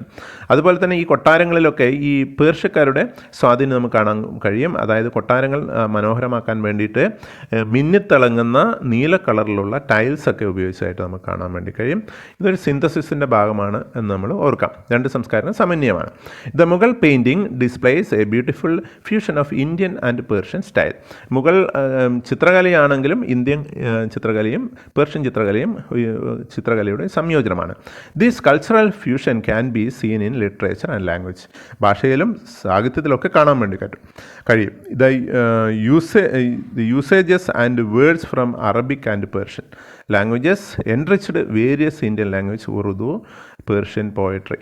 അപ്പം ഈ കാലഘട്ടത്തിൽ ഈ പേർഷ്യയിൽ നിന്നുള്ള ഒരുപാട് വാക്കുകളൊക്കെ, അറബിയിൽ നിന്നുള്ള വാക്കുകളൊക്കെ നമ്മുടെ സാഹിത്യത്തിൽ വന്നിട്ടുണ്ട്. ഇപ്പോൾ ഉദാഹരണത്തിന് ഉറുദു ഭാഷയൊക്കെ ഇങ്ങനെ വികസിച്ച ഒരു ഭാഷയാണ്. അതുപോലെ തന്നെ many Indian text like the Mahabharata, Ramayana etcetera were translated to Persian. പേർഷ്യയിലേക്ക് നമ്മുടെ മഹാഭാരതവും രാമായണവും ഒക്കെ വിവർത്തനം ചെയ്യുന്നത് ഈ കാലഘട്ടത്തിലാണ്. These synthesis spread to other field like music, dress, food, festival etcetera. നമുക്ക് ഇങ്ങനെയുള്ള ഈ സംയോജനം, ഈ സംസ്കാരങ്ങളുടെ സംയോജനം എല്ലാ മേഖലയും കാണാൻ വേണ്ടി കഴിയും. മ്യൂസിക്, സംഗീതത്തിൽ, വസ്ത്രത്തിൽ, ഭക്ഷണത്തിൽ, അതുപോലെ ആഘോഷങ്ങളിലൊക്കെ ഈ സമന്വയം കാണാൻ വേണ്ടി കഴിയും.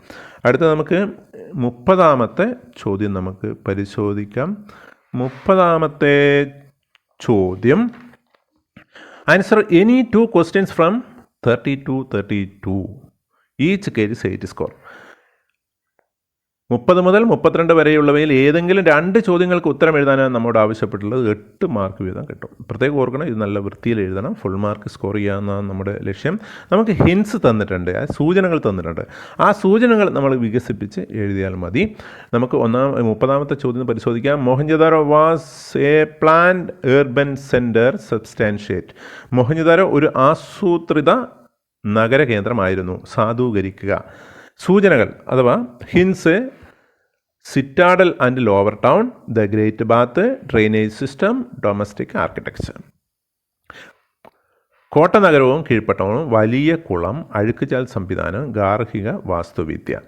ഇത് എന്തൊക്കെയാണ് ഇതിൻ്റെ അകത്ത് എഴുതേണ്ടത് നമുക്ക് നോക്കാം. ഒന്നാമത്തെ നമ്മൾ സിറ്റാഡലാണ് എഴുതേണ്ടത്. സിറ്റാഡൽ വേണമെങ്കിൽ കോട്ട എന്ന് പറയും, ഉയർത്തിക്കെട്ടിയ സ്ഥലമാണ്. The citadel, it is a high platform building were constructed on mud bricks, platforms, walled warehouse and great bath. ഇതൊക്കെ ഈ പോയിന്റുകളൊക്കെ സിറ്റാഡൽ എഴുതണം. It is a high platform, ഉയർത്തിക്കെട്ടിയ ഒരു പ്രദേശമാണ്. Buildings were constructed on mud bricks. ഇഷ്ടിക കൊണ്ട് നിർമ്മിച്ചിട്ടുള്ള ബിൽഡിങ്ങിൻ്റെ അവശിഷ്ടങ്ങൾ കിട്ടിയിട്ടുണ്ട്. അതുപോലെ തന്നെ വാൾഡ്, ഇത് ചുറ്റുമതിൽ കെട്ടി സംരക്ഷിച്ചിട്ടുണ്ട്. വെയർഹൗസ്, ഇവിടെ വസ്തുക്കൾ സൂക്ഷിക്കാനുള്ള വെയർഹൗസ് കണ്ടുകിട്ടിയിട്ടുണ്ട്. അതുപോലെ തന്നെ ഗ്രേറ്റ് ബാത്ത്, വലിയ കുളിപ്പുര നമുക്ക് അവിടുന്ന് കാണാൻ വേണ്ടി കഴിയും. വെയർഹൗസ് എന്ന് പറഞ്ഞാൽ ധാന്യവസ്തുക്കളൊക്കെ സൂക്ഷിക്കുന്ന സ്ഥലമാണ്. അതുപോലെ തന്നെ അടുത്ത ലോവർ ടൗൺ, കീഴ്പട്ടണത്തിലേക്ക്, അതായത് ഉയർന്ന പ്രദേശമാണ് സിറ്റാഡൽ എന്ന് പറയുന്നത്. അത് ഭരണകേന്ദ്രമായിരിക്കാം. അതിൻ്റെ കുറേ താഴേക്ക് വന്നു കഴിഞ്ഞാൽ അതിൻ്റെ താഴെയായിട്ട് ലോവർ ടൗൺ ആണ്. It is a lower place than the citadel. സിറ്റാഡലിനേക്കാൾ താഴെയുള്ള സ്ഥലമാണ്. ഇറ്റ് ഈസ് ഓൾസോ വാൾഡ്, ഇതും മതിൽ കെട്ടി സംരക്ഷിച്ചിട്ടുണ്ട്. ഓർഡിനറി പീപ്പിൾ ലിവ്ഡ്, ഇവിടെ സാധാരണ ജനങ്ങളാണ് ജീവിച്ചിട്ടുള്ളത്. ബ്രിക്ക് പ്ലാറ്റ്ഫോംസ് ഒക്കെ നമുക്ക് കാണാം. അത് വീട്ടിൻ്റെ തറയൊക്കെ ഇഷ്ടിക കൊണ്ട് നിർമ്മിച്ചിട്ടുണ്ട്. Houses were constructed with bricks, ഇവിടെ ഈ വീടുകളൊക്കെ നിർമ്മിച്ചിട്ടുള്ളത് ചുട്ടെടുത്ത ഇഷ്ടിക കൊണ്ടൊക്കെയാണ് ഇവിടെ വീടുകൾ നിർമ്മിച്ചിട്ടുള്ളത്. ഇനി അടുത്ത നമുക്ക് ഹിൻഡ് നോക്കാം. ഗ്രേറ്റ് ബാത്ത് എന്താ എഴുതണം ആദ്യം? ലാർജ് റെക്ടാങ്കുലർ ടാങ്ക്, വലിയ ഒരു ചതുരത്തിലുള്ള കുളമാണ്. കോറിഡോർ ഓൺ ഓൾ 4 സൈഡ്സ്, 4 സൈഡിലും കോറിഡോറുകൾ ഉണ്ട്. Build with BRICS and made water tight using motor of gypsum. ഇത് ചുട്ടെടുത്ത ഇഷ്ടിക കൊണ്ടാണ് നിർമ്മിച്ചിട്ടുള്ളത്. അതുപോലെ തന്നെ വെള്ളം പുറത്തേക്ക് പോകാൻ സാധിക്കാത്ത രീതിയിൽ ചാന്തൊക്കെ വെച്ച് ജിപ്സൊക്കെ വെച്ച് ഇത് അടച്ചിട്ടുണ്ട്. On north and south 2 flights of the steps, 2 ഭാഗത്തു നിന്നും കുളത്തിലേക്ക് ഇറങ്ങാനുള്ള പടികൾ നമുക്ക് കാണാൻ വേണ്ടി, സ്റ്റെപ്പുകൾ കാണാൻ വേണ്ടി. റൂംസ് ഓൺ 3 സൈഡ്സ്, 3 ഭാഗത്തും ചെറിയ റൂമുകളുണ്ട്, ഡ്രസ്സൊക്കെ മാറ്റാനായിരിക്കും. എ വെൽ ഇൻ 1 റൂം, ഒരു റൂമിൻ്റെ അകത്ത് ഒരു കിണറുണ്ട്. ഈ കിണറിൽ നിന്നായിരിക്കാം ചിലപ്പോൾ വെള്ളം ഇതിലേക്ക് എടുത്ത് ഒഴിച്ച് നിറക്കുന്നത്. In the north a smaller building with 8 rooms, ഇതിൻ്റെ നോർത്ത് ഭാഗത്തായിട്ട് ഒരു 8 റൂമുള്ള ചെറിയ ബിൽഡിംഗ് കാണാം. 4 1 each side of the corridor, ഈ കൊറിഡോറിൻ്റെ സൈഡിലാണ് ഇതൊക്കെ നിർമ്മിച്ചിട്ടുള്ളത്. It was used for some ritual bath, ചിലപ്പോൾ ഇതൊരു റിച്വൽ, അതായത് ആരാധനയുടെ ഭാഗമായിട്ടുള്ള ഒരു കുളത്തിൽ വന്ന് കുളിക്കുന്നതായിരിക്കാം എന്ന് കരുതുന്നു, നമുക്ക് ഉറപ്പൊന്നുമില്ല. ഡ്രെയിനേജ് സിസ്റ്റം നിങ്ങൾക്കറിയാം, ഡ്രെയിൻ എന്ന് ഒഴുക്കിക്കൊണ്ട് അഴുക്കുചാൽ സംവിധാനമാണ് ഉദ്ദേശിക്കുന്നത്. പ്ലാന്റ് ഡ്രെയിനേജ് സിസ്റ്റം കാണാൻ വേണ്ടി വളരെ ആസൂത്രിതമായി നഗരത്തിൽ നിന്ന് അഴുക്കുചാൽ പുറത്തേക്ക് കളയാനുള്ള അഴുക്കുചാൽ സംവിധാനം നഗരത്തിന് പൊതുവായിട്ടുണ്ടായിരുന്നു എന്ന് നിങ്ങൾ എഴുതണം. Roads and streets on grid pattern, ഈ റോഡുകളും അതുപോലെ തന്നെ സ്ട്രീറ്റുകളൊക്കെ ഗ്രിഡ് പാറ്റേൺ എന്ന് പറഞ്ഞാൽ ചെസ് ബോർഡ് സമ്പ്രദായത്തിലാണ് നിർമ്മിച്ചിട്ടുള്ളത്. അതായത് പ്ലാൻ ചെയ്ത് നിർമ്മിച്ച ഒരു നഗരമാണ്. നേരത്തെ തന്നെ തീരുമാനിച്ചു റോഡുകൾ എങ്ങനെയായിരിക്കണമെന്ന് നേരത്തെ തന്നെ തീരുമാനിച്ചിട്ടുണ്ട്. അതിനുശേഷമാണ് ഈ ബിൽഡിങ്ങുകളൊക്കെ നിർമ്മിക്കുന്നത്. അതുകൊണ്ടാണ് പ്ലാൻ സിറ്റി എന്ന് പറയുന്നത്. സ്ട്രീറ്റ് വിത്ത് ലാർജ് ഡ്രെയിൻസ്, വലിയ അഴുക്കുചാൽ സംവിധാനമൊക്കെ ഇതിൻ്റെ അരികത്തുണ്ടായിരുന്നു. Then houses build 1 wall along the street side, planning and cleanness, അതായത് ഈ റോഡിൻ്റെ ഇരുഭാഗത്തുമായിട്ടായിരുന്നു വീടുകൾ നിർമ്മിച്ചിട്ടുള്ളത്. ഈ വീടുകളിൽ നിന്ന് അഴുക്ക് ജലം പുറത്തേക്ക് ഒഴുകാനുള്ള സംവിധാനങ്ങൾ ഉണ്ടായിരുന്നു എന്നും കൂടി ഓർക്കണം. അപ്പോൾ പ്ലാൻ ആയിട്ട് നിർമ്മിച്ചതാണ്, ക്ലീൻ ആയിട്ടാണ് സിറ്റി അല്ലെങ്കിൽ വീടുകൾ ഉണ്ടായിരുന്നത്. ഡൊമസ്റ്റിക് ആർക്കിടെക്ചർ എന്ന് പറഞ്ഞാൽ വീടുകൾ എങ്ങനെ നിർമ്മിക്കുക എന്നുള്ള, വീട് നിർമ്മിക്കുന്നത്. A courtyard with rooms on all sides, ഒരു പൊതുമുറ്റം വീടിനുണ്ടായിരുന്നു. ആ പൊതുമുറ്റത്തിൻ്റെ ആ മുറ്റത്തിൻ്റെ ചുറ്റുമായിരുന്നു വീടുകൾ നിർമ്മിച്ചിട്ടുള്ളത്. 4 കെട്ട് എന്നൊക്കെ നമ്മൾ കേരളത്തിൽ പറയുന്നത് അതുപോലെയുള്ളതാണ്. നടുമുറ്റം ഉണ്ടാവും, അതിന് ചുറ്റും റൂമുകളായിരിക്കും. വീവിങ് ആൻഡ് കുക്കിംഗ്, അതായത് ഈ നടുമുറ്റത്ത് നടക്കുന്ന 2 സമ്പ്രദായം, ഒന്ന് തുണി നെയ്ത്തും അതുപോലെ തന്നെ കുക്കിംഗ് എന്ന് പറഞ്ഞാൽ ഭക്ഷണം പാകം ചെയ്യുന്നത്. പ്രൈവസി നന്നായിട്ടുണ്ടായിരുന്നു, അതായത് പുറത്തുനിന്ന് ഈ വീടുകളിലേക്ക്, ഹാരപ്പയിലെ വീടുകളിലെ അകത്തേക്ക് നോക്കിക്കഴിഞ്ഞാൽ അകം ഒന്നും കാണാൻ വേണ്ടി കഴിയില്ല. അതുകൊണ്ട് പ്രൈവസിക്ക് പ്രാധാന്യം കൊടുത്തിരുന്നു. അതുപോലെ തന്നെ ജനലുകൾ റൂമിനുണ്ടായിരുന്നില്ല, അതിന് പകരം ഒരു വെന്റിലേഷൻ ആയിരുന്നു ഉണ്ടായിരുന്നത്. പ്രൈവസിക്ക് വലിയ പ്രാധാന്യം കൊടുത്തിരുന്നു. ബാത്റൂംസ് പേവ്ഡ് വിത്ത് ബ്രിക്സ്, ഇവരുടെ വീടിൻ്റെ ഒരു പ്രത്യേകത എന്ന് പറഞ്ഞാൽ ബാത്റൂം ഉണ്ടായിരുന്നു എന്നുള്ളതാണ്. അപ്പോൾ ബാത്റൂമൊക്കെ ഈ ചുട്ടെടുത്ത് ഇഷ്ടിക പാകിയിട്ടായിരുന്നു ഉണ്ടായിരുന്നത്. The drains remains of staircase അപ്പോൾ വീടുകൾ, ഞാൻ നേരത്തെ പറഞ്ഞിട്ടുണ്ട്, വീടുകളിൽ നിന്ന് അഴുക്ക് ജലം പുറത്തേക്ക് ഒഴുക്കിക്കളയാനുള്ള പൈപ്പുകൾ ഉണ്ടായിരുന്നു, മൺപൈപ്പുകൾ ഉപയോഗിച്ചിട്ടായിരുന്നു. അതുപോലെ തന്നെ 2 നിലയുള്ള വീടുകളൊക്കെ ഉണ്ടായിരുന്നു. അതുകൊണ്ട് തന്നെ remains of staircase can be scene.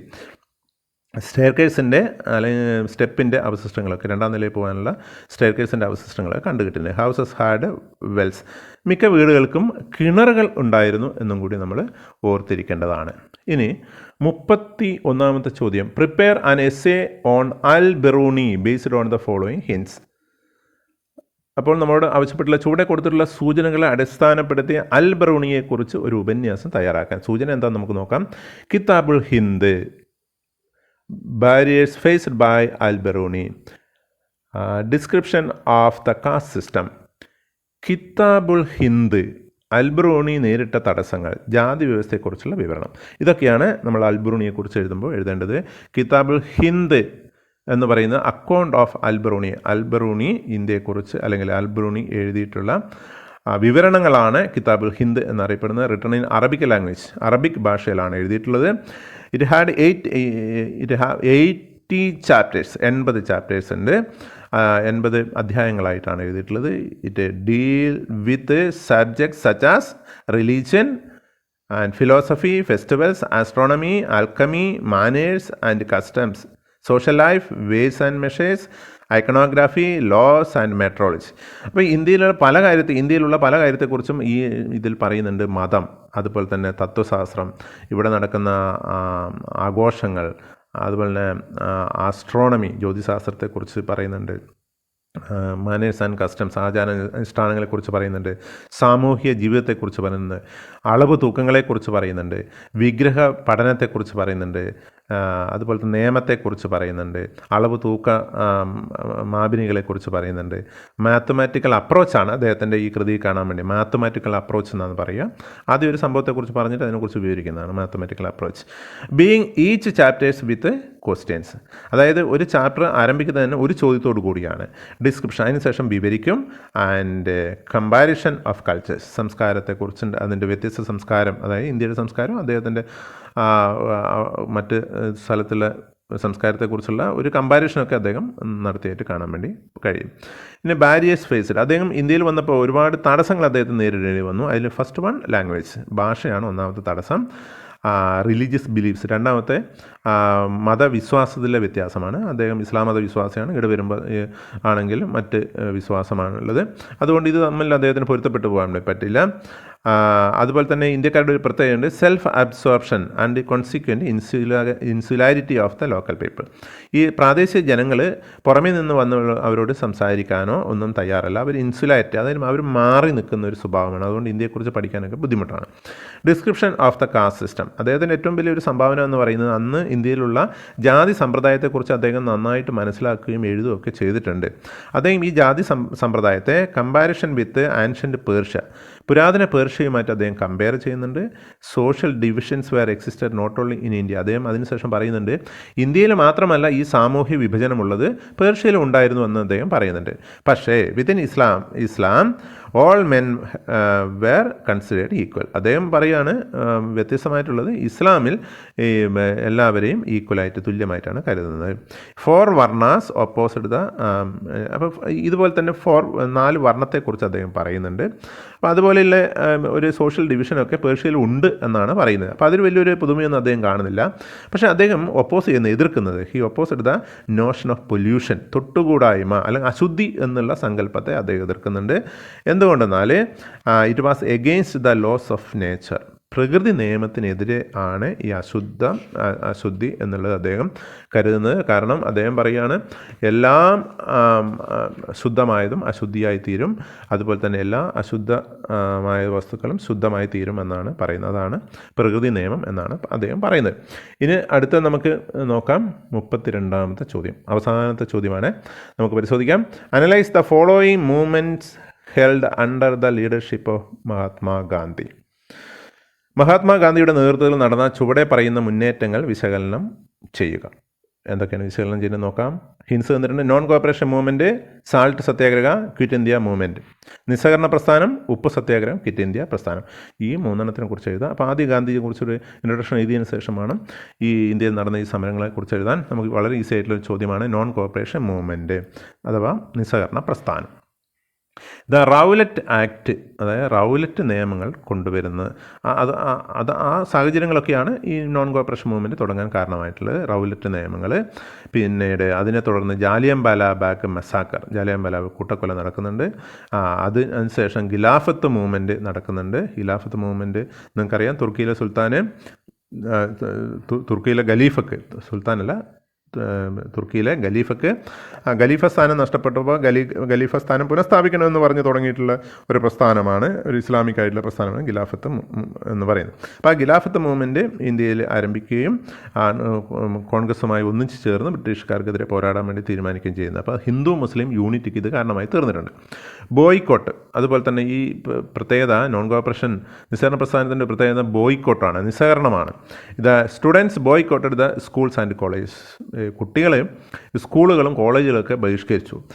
Working class went to strike. അത് തൊഴിലാളികൾ സമരത്തിലേർപ്പെട്ടു. In many towns and cities, മിക്ക നഗരങ്ങളിലും ഈ സമരങ്ങൾ നടന്നു. Hill tribes violated the forest laws. അന്ന് ഫോറസ്റ്റ്, അതായത് വന നിയമങ്ങളുണ്ടായിരുന്നു. വനത്തിൽ പോയിട്ട് പല വസ്തുക്കളും ശേഖരിച്ചായിരുന്നു ഈ ട്രൈബ്സൊക്കെ അല്ലെങ്കിൽ ഗോത്രങ്ങളൊക്കെ ജീവിച്ചിരുന്നത്. പക്ഷേ അപ്പം അവിടെ പോയിട്ട് വനത്തിൽ പോയിട്ട് വസ്തുക്കൾ ശേഖരിക്കാൻ ഇവർക്ക് സാധിക്കാതിരുന്നു. അതുകൊണ്ട് ട്രൈബ്സ് പോലും ഈ ഫോറസ്റ്റ് ലോ ഒക്കെ ലംഘിക്കാൻ വേണ്ടി തുടങ്ങി. Farmers in Awadh refused to pay the taxes. അപ്പം അതുപോലെ തന്നെ ഔദിലെ കർഷകർ നികുതി കൊടുക്കാതിരുന്നു. അപ്പം ഇതൊക്കെയാണ് ഇതിൻ്റെ ഒരു പ്രത്യേകത എന്ന് നമ്മൾ ഓർക്കണം. അപ്പം ഇതിനെ തുടർന്ന് ചൗരി ചൗര സംഭവം ഉണ്ടായി. ചൗരി ചൗര എന്ന് പറയുന്നത് അവിടെ ഒരു പ്രക്ഷോഭം നടക്കുകയും അവിടെ ഒരു ജാഥയ്ക്ക് നേരെ പോലീസ് വെടിവെക്കുകയും അതിൽ ക്ഷുഭിതരായ ജനങ്ങൾ പോലീസ് സ്റ്റേഷൻ ആക്രമിക്കുകയൊക്കെ ചെയ്തു. പോലീസുകാർ കൊല്ലപ്പെട്ടു. അതോടുകൂടി ഒരു നോൺ വയലൻ്റ് ആയിട്ടുള്ള ഒരു മൂവ്മെൻറ്റ്, ഒരു വയലൻ്റ് മൂവ്മെൻ്റായിട്ട് മാറുകയും ഗാന്ധിജി പെട്ടെന്ന് തന്നെ ഈ നോൺ കോപ്പറേഷൻ മൂവ്മെൻറ്റ് നിർത്തിവെക്കുകയും ചെയ്തു. ഇനി നമുക്ക് നോക്കാം. അടുത്ത പോയിൻ്റ് എഴുതേണ്ടത് ദ സാൾട്ട് സത്യാഗ്രഹം, ഉപ്പ് സത്യാഗ്രഹം. 1929 1929 സൈമൺ കമ്മീഷൻ വരുന്നുണ്ട് ഇന്ത്യയിലേക്ക്. അപ്പോൾ ഇന്ത്യക്ക് ഒരു പുതിയ കോൺസ്റ്റിറ്റ്യൂഷൻ എങ്ങനെയാണ് നിർമ്മിക്കേണ്ടത്, ഇന്ത്യക്ക് ഒരു ഭരണഘടന എങ്ങനെ നിർമ്മിക്കണം എന്നൊക്കെ ആലോചിക്കാൻ വേണ്ടിയാണ് സൈമൺ കമ്മീഷനൊക്കെ വരുന്നത് 1929.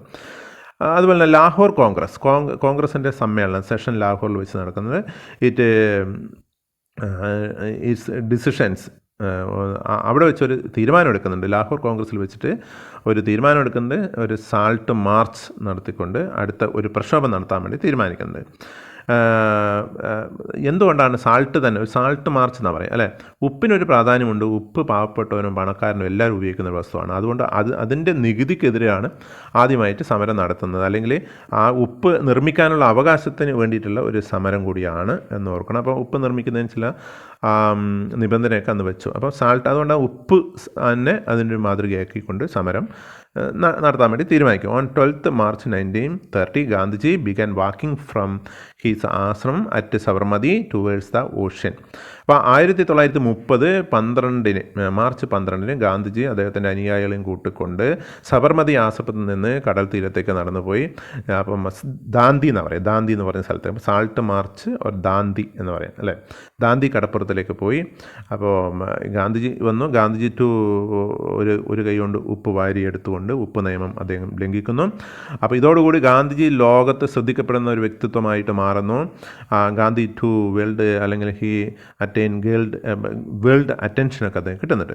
വൈഡ് പാർട്ടിസിപ്പേഷൻ ഓഫ് വിമൻ, ഇതിൻ്റെ അകത്ത് സ്ത്രീകൾ ധാരാളം പങ്കെടുത്തു എന്നുള്ളൊരു പ്രത്യേകതയുണ്ട്. Convinced the British that their Raj would not last for ever. ബ്രിട്ടീഷുകാർക്ക് ഒരു കാര്യം മനസ്സിലായി, ഇന്ത്യയിൽ കുറേ കാലമൊന്നും ഇന്ന് നമുക്ക് ഭരിക്കാൻ വേണ്ടി കഴിയില്ല എന്ന് മനസ്സിലായി. ഇനി quit India movement, Indian national Congress നടത്തിയ അവസാനത്തെ ഒരു മഹത്തായ ഒരു സമരമാണ് ക്വിറ്റ് ഇന്ത്യ മൂവ്മെൻറ്റ്. ഇന്ത്യ വിടുക എന്നുള്ളത് ക്വിറ്റ് ഇന്ത്യ പ്രസ്ഥാനം ആരംഭിക്കുന്നു. നോക്കാം. Failure of Cripps mission. അപ്പോൾ ക്രിപ്സ് ഇന്ത്യയിൽ വന്നു, പക്ഷേ പരാജയപ്പെട്ടു.